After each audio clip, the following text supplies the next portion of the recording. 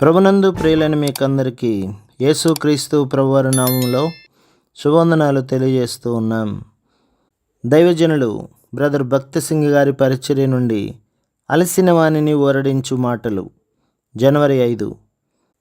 ప్రభువా, నీవే మహిమ ఘనత ప్రభావములు పొందనర్హుడవు. ప్రకటన గ్రంథం 4వ అధ్యాయం 11వ వచనం. మత్తయి సువార్త 2వ అధ్యాయం 11లో జ్ఞానులు ఆరాధించుటను చూచెదం.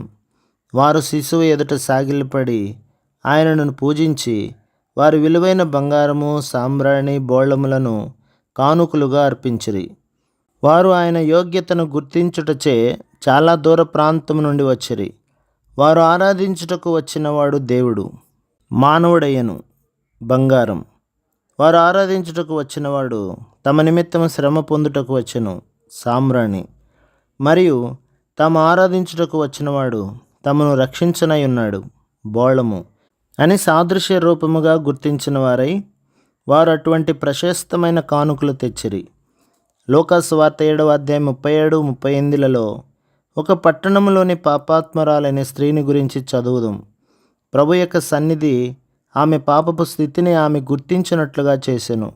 ఆమె తన పాపములను బట్టి విరిగిపోయినదై కన్నీరు కార్చుచు తన కన్నీటితో ఆయన పాదములను కడిగెను.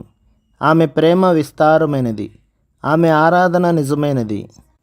ఆమె తన పాపములు క్షమించబడినవను అంతరంగ ప్రత్యక్షత కలిగినదై ఆయన పాదములపై అత్తరు పోయట ద్వారా ఆయనను ఆరాధించినది.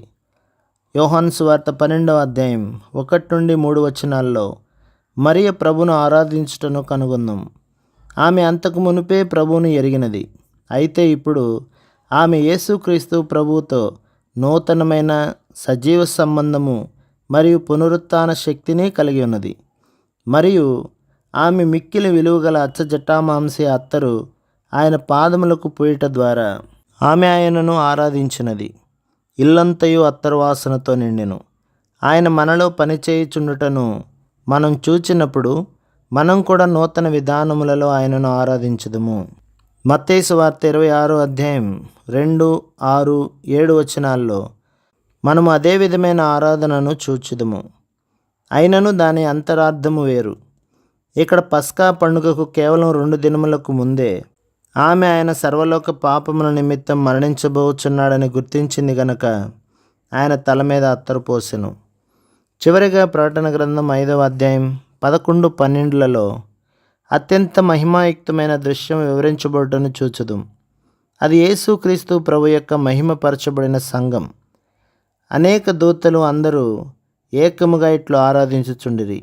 వధింపబడిన గొర్రెపిల్ల శక్తియు, ఐశ్వర్యమును, జ్ఞానమును, బలమును, ఘనతయు, మహిమయు, స్తోత్రమును పొందనర్హుడు. మనం ప్రభును ఆరాధించిన పిమ్మట నా ప్రభు తిరిగి వచ్చును, ఆయన తిరిగి వచ్చినప్పుడు ఆయన ఆరంభించిన కార్యం సంపూర్ణమగును అని చెప్పుచు ప్రభు బలిలో పాలు పొందుదుము. మేము ఆ దినం కొరకు ఎదురు చూచుచున్నామని విశ్వాసంతో ప్రకటించుచున్నాము. అది మనము ఆయన వలె ఉండి ఆయనతో ఏలు అద్భుత దినముగా ఉండునని నమ్ముచున్నాం.